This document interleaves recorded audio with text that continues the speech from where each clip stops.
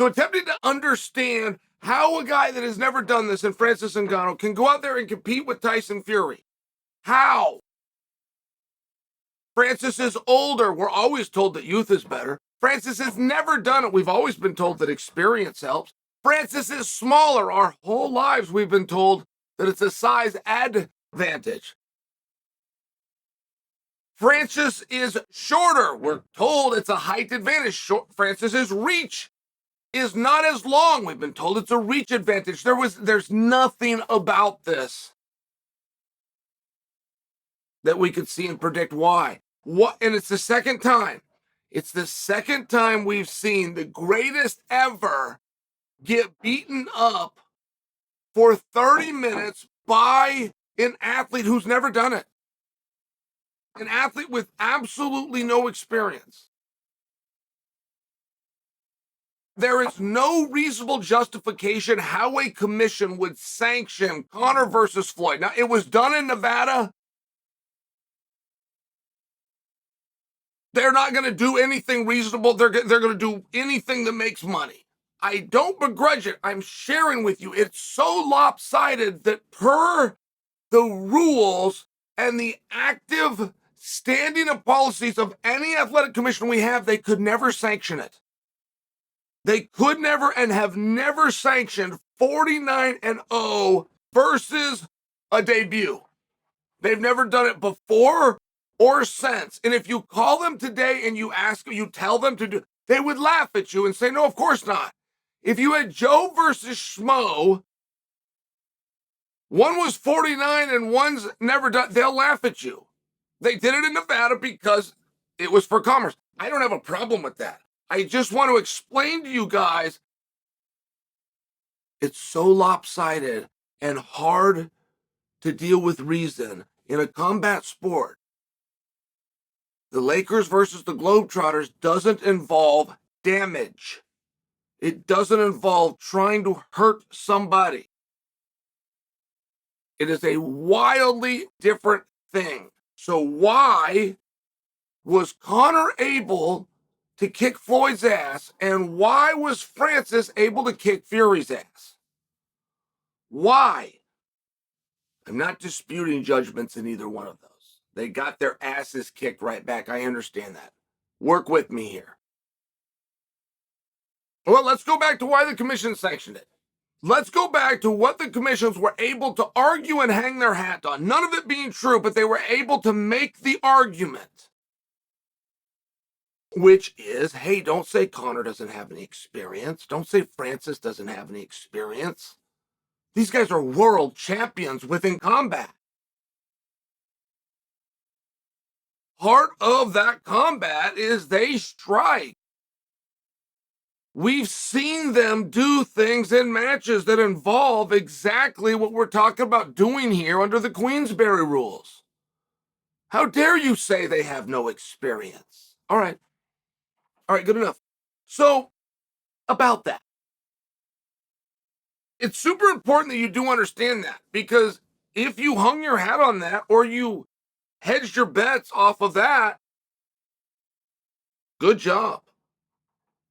But what part of that adds up to logic? There is a very fascinating thing that I lived through, and we're at a place right now, but I lived through the push and pull and the transition, and that thing is called cross-training. Have you guys ever heard of it? I had not. I don't condescend to you. I was an athlete. I had a full ride college scholarship. I had not heard that word. I had not heard cross-training. And when I did start to hear it, it started to seep in. I didn't know what it meant. So you start finding out over time that you're going to go and do other things for training. And people really liked it. People really loved it. It started to gain steam. But I'm still not sure how it makes sense. I mean, just for example, if you're going into MMA, if you're going into boxing, rather, let's keep it on boxing because that's what we're talking. But everybody does this. If you're going into boxing, if there's ever a countdown show, a highlight show, somebody's following you around with a camera and trying to document your training, 100%, absolutely every single time, every single athlete will be out and running in the morning.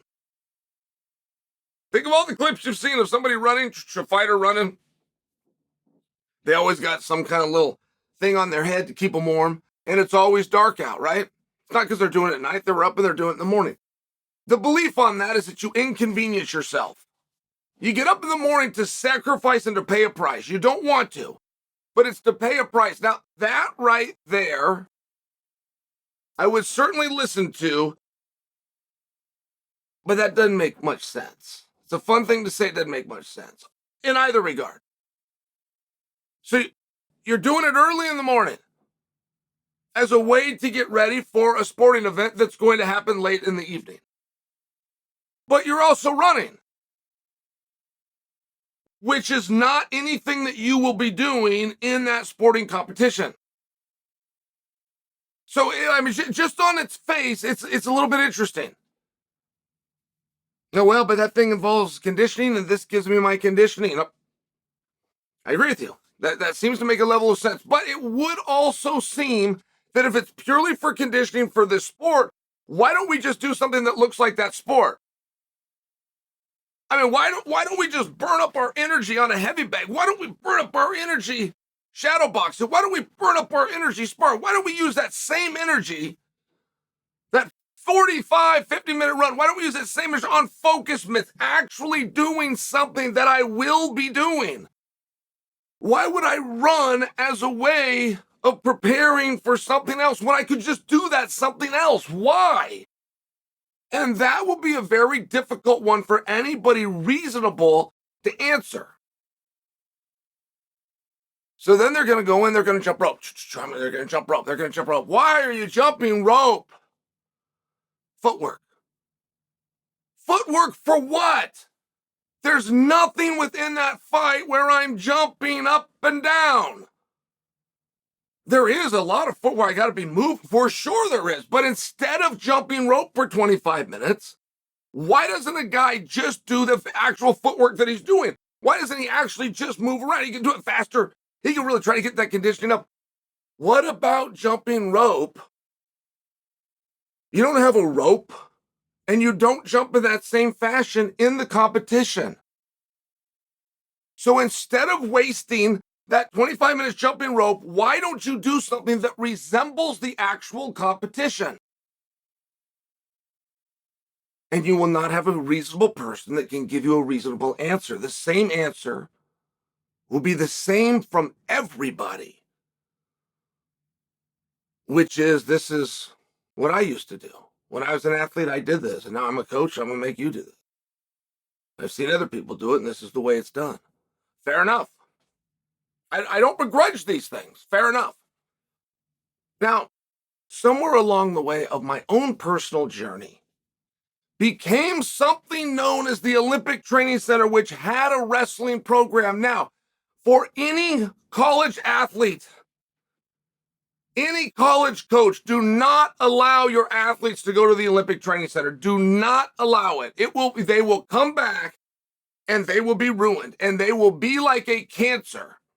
Well, they will take what they heard and learned and think that they have the answers, and they will spread it to your team.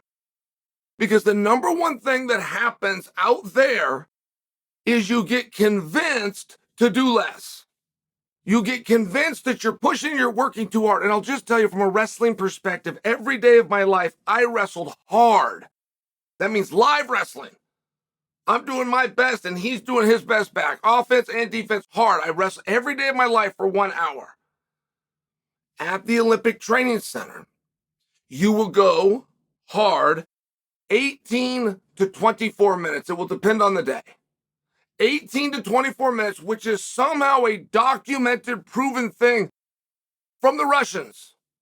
And the Russians have won more World and Olympic Championships in wrestling than anybody, and therefore it must be true. And I remember seeing it happen and going, the Russians don't have anything secret other than drugs. These guys don't have any techniques or special training. They have steroids.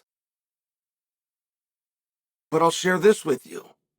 Everybody that gets out of college and goes on to the next level that used to wrestle an hour every day will now do 18 to 24 minutes.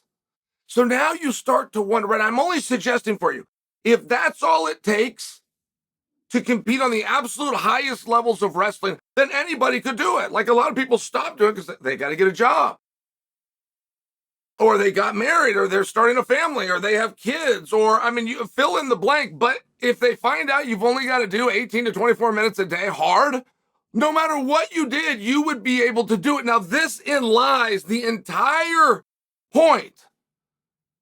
The entire point to attempt to explain how an event that Dana White called unbelievable could possibly happen. So once you find out that there's a number of athletes, okay, now let's say they're all doing the same sport. You got all these wrestling gyms all over. And this one is going an hour a day hard. All practice in total is 2 hours, but you got warm up, you got some technique, little conditioning, but you're going to go hard. The bulk of it, the most important part is going to be 1 hour. And that's what most gyms do. But you have another gym that is going 18 to 24 minutes. And when you get to the competitions, the 18 to 24 minutes isn't overly whelming, and the hour isn't overly whelming. They do about the same. They do about the same. They have about the same score. They have about as many finalists. They have about as many medalists. You say, well, this is very interesting. How, if we're doing the same thing, but you are doing so much less and I am doing so much more? I mean, could you imagine if you did something for an hour a day and your competition did it for 20 minutes a day? And you were always going to do an hour and they were always going to do 20 minutes. I mean, think about that. Think about that. Right in your head, you're going, geez, 40 minutes. 40 minutes more by me. I tripled him today. I outworked him by triple it. Guys, think of how fast a week goes by. All right. You take that triple over 5 days, you did 15 times more than he did. Well, think about a month. Think about a year. And then think about your career, which is multiple years. You're now doing exponentially 1,000%, 10,000% more than your competition. Imagine how good you'd be at anything. But what we have found out in wrestling, it's not true. It's not true. They do not have exponentially different results. The ones that work 3 times more and 3 times harder on the most important stuff do not have 3 times the success rate. And that's a very fascinating thing to understand, because when you had people who believed Francis and Conor not only should be given the opportunity to get licensed and sanctioned in competitions that has never happened before or since, in terms of the disparity within records, a world champion in Tyson Fury, a sitting world champion versus a guy who's never done it. If you've never done it in the world of boxing, you are an amateur. You're an amateur. And boxing is very regulated and very well maintained protocols. By example, in the amateurs, you go 3 rounds. When you get into the pros, you get a good manager, book you for 4 rounds, 5 rounds, might work up to 6 rounds. You go 7, 8 rounds, way on down the line. And when you start to get in these championship matches, eventually it's 10 and 12, but it's very late. You do not start out at 10 rounds, but Francis did, and so did McGregor. So then you start to look at, okay, you're suggesting and arguing that they should be given the opportunity, that we should legally give them the opportunity and we'll sanction it, because within the training of their sport, where they rise up to the highest degree, which is champion, both of them, Conor and Francis. Within that sport, it does involve an element of this sport. All right. So this comes back to the exact same scenario of everybody in the country putting in 3 times more effort and work in wrestling than one location, which is the Olympic Training Center, which tells guys on day one the opposite of what they're told everywhere else. On day one, it tells them you're working too hard. You need to do less. It is counterintuitive to everything every wrestler has ever heard. But the results of the guys doing less are getting very similar. So now you carry it over to MMA and you go, well, how much is enough? I mean, within my day of MMA, which is right around 3 hours, you're going to get right at that 50, 55-minute mark for your first workout in the morning. And then you're going to be right around that 2-hour mark in the afternoon. Not quite, but you'll be right in there. You'll be an hour and 40 minutes. You could be hour and 50 minutes. You're right around 3 hours. Okay. Of that 3 hours, both of those workouts are going to involve an overly long and unnecessary warm-up. It's just the way coaches and gyms do it. All right, great. But now I put 40 minutes in. 40 minutes of my 3-hour day, 40 minutes went into a warm-up if I'm combining the two. Then I'm going to have conditioning on both sides of that. Very safe to call that 15 minutes. On both workouts, now I've got a half hour. So now I've got a half hour plus the 40 minutes of warm-up time. I have over a third of my exercise today committed to things that are not going to happen in the competition. Okay, but we still have 2 hours left. What part of that do you put into your grappling emphasis, to your submission emphasis, to your top game, to your bottom game? What part of that do you put into your cage control, right? It's very relevant. There's only 4 spots that an MMA fight can go. You'll have all these people that are experts and they try to break it down. There's only 4 spots the fight can go. It is not rocket science. So of those 4 spots, how much time loosely gets dedicated to each? Because eventually we're going to get to on our feet, not clenched. On our feet, not clenched. We're now in the striking part of MMA, which of course involves a heavy emphasis on kicks, which changes everything you're doing, particularly the range. So what part of this day do we spend just on boxing? Well, be hard to say. It's hard to say because 0 time is just on boxing. But you will be not clenched on your feet. And though you can use other strikes, you can use the boxing. So when you really try to break that down into minutes, all of a sudden you're finding yourself, and then you got the focus mitts, you got the conditioning on the bags, you got these types of things, but all of a sudden you find yourself just in boxing at about 30 minutes a day. About 30 minutes a day. So now all of a sudden you're looking at it and you're going, okay, wait a minute. If I'm only doing it for 30 minutes a day, then anybody can do this. Maybe it's not what we've all thought. Maybe you don't have to be dedicated and disciplined into it. Maybe Tyson Fury and all the other boxers aren't gaining boxing due to their time and their experience and the fact that they're only focused on one thing. Maybe Tyson Fury and Floyd and everybody else is wasting a lot of time. Maybe all that time in the gym where they're jumping rope or they're out on the streets running, maybe it doesn't translate. Maybe if you break down how long they're standing in front of somebody, the most important and the number one thing that actually will translate to the competition, how much time are Floyd and Fury standing in front of another man, not clenched, unclenched, and throwing either a right or a left hand in the fashion of a jab, a cross, a hook, or an uppercut, the only 4 strikes that are allowed in the entire sport of boxing. All of a sudden, where you would normally look at it logically and say, yes, boxing is a very, very small element, but it's most definitely an element of what Conor and Francis do. But it's not enough to nearly meet their competition. All of a sudden you start to realize, maybe it is. And if you marry that idea with the idea that came along in the 90s during my collegiate career, but is now a staple of today, known as cross-training.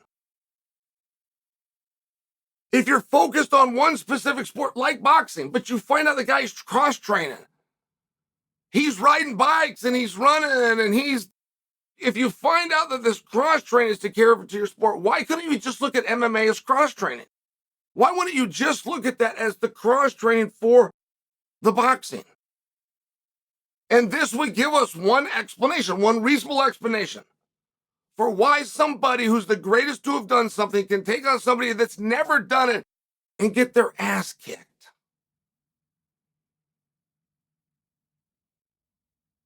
There's your answer.